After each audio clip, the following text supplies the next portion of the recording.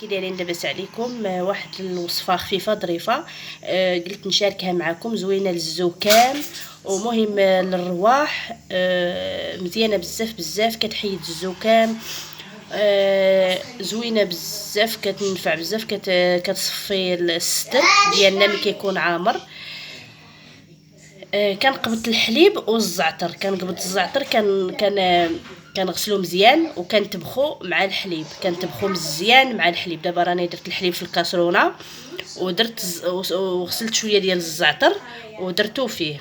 دابا غادي نخليه يطبخ مزيان مع حتى كيطلق فيه مزيان، ونتلاقى معكم نوريلكم كيفاش غادي ديروا. من بعد الحليب ديالي بدا كيطبخ مع الزعتر هكا مزيان على هذا الشكل، خليوه يطبخ مزيان مزيان مزيان، ينقع فيه مزيان داك الزعتر وكيطلق واحد الريحه زوينه. هاد الوصفه البنات راها ضد يعني الا كان فيكم الزكام ولا الرواح يعني القريب، الرواح، انواع ديال الرواح، اي حاجه. المهم هاد الوصفه زوينه للبرد والعظام الا كيحرقوك وللرواح والكحه. اكثر هي الكحه كتعطي لها قتله البنات. المهم راني خليته ما حد كيطبخ وهو كيولي كيتبدل اللون ديالو وكيطلق واحد الرائحه زوينه، كيطلق الريحه زوينه حيت الزعتر فيه الرائحه زوينه. المهم كيف ما كتشوفوا على هذا الشكل راني كنحرك فيه هو راه كيطبخ. كنخليه يطبخ مزيان مزيان مزيان مزيان حتى كيفيض. واخا كيفيض كنطفي عليه وكنعاود له عاود يطبخ حتى كيطلق فيه داك الزعتر مزيان. وعاد انا عندي العسل الحره، ضروري العسل تكون حره البنات. كندير معلقه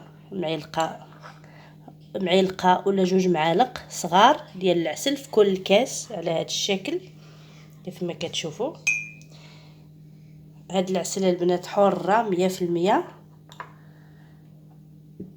جربوا هاد الوصفه للناس اللي فيهم الرواح وفيهم الزكام، وحتى اللي ماشي يعني ما بقاش عندهم الشم والمذاق، كترجع حتى المذاق والشم.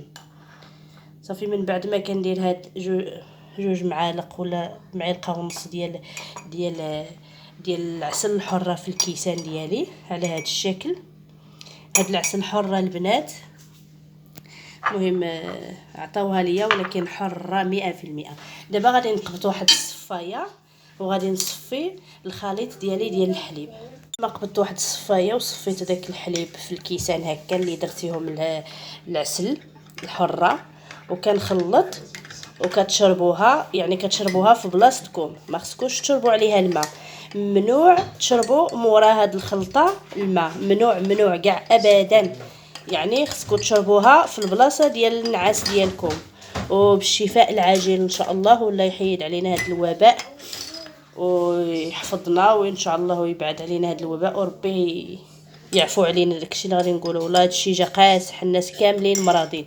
دابا انا درت كاس ليا وكاس للزوج ديالي، والله يشافينا ويشافي جميع المسلمين ان شاء الله باذن الله. وما تنساوش هاد الوصفه سحريه رائعه.